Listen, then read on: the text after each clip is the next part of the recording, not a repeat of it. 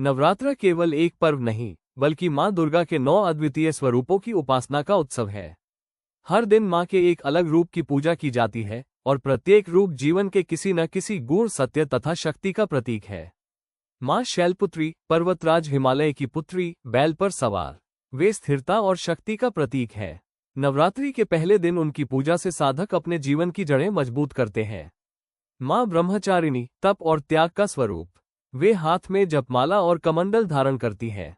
दूसरे दिन की पूजा से साधक को धैर्य, संयम और ज्ञान की प्राप्ति होती है। माँ चंद्रघंटा, उनके मस्तक पर अर्धचंद्र है और वे सिंह पर सवार है। उनका स्वरूप युद्ध और साहस का प्रतीक है। तीसरे दिन साधक को निर्भयता और साहस मिलता है।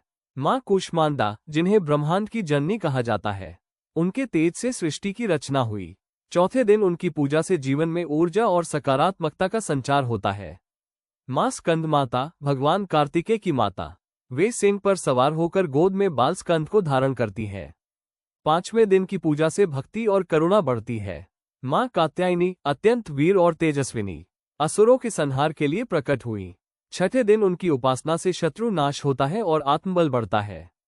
माँ कालरात्रि, भयंकर लेकिन कल्याणकारी रूप, उनके स्वरूप से ही दुष्ट शक्तियां नष्ट होती हैं। सातवें दिन की पूजा से भय का नाश होता है और साहस प्राप्त होता है। माँ महागौरी, श्वेत वस्त्र धारण किए, श्वेत बैल पर सवार, वे पवित्रता और शांति का प्रतीक है। आठवें दिन उनकी पूजा से पाप मिटते हैं और शांति का अनुभव होता है। माँ सिद्धिदात्री, अंतिम और पूर्णता का स्वरूप, वे सभी सिद्धियों की दात्री है। नौवें दिन उनकी उपासना से साधक को आत्मसिद्धि और मोक्ष की प्राप्ति होती है।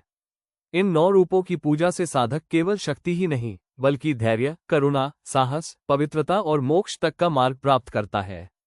यही कारण है कि नवरात्रि को आत्मबल, भक्ति और शक्ति का सबसे महान पर्व माना गया है।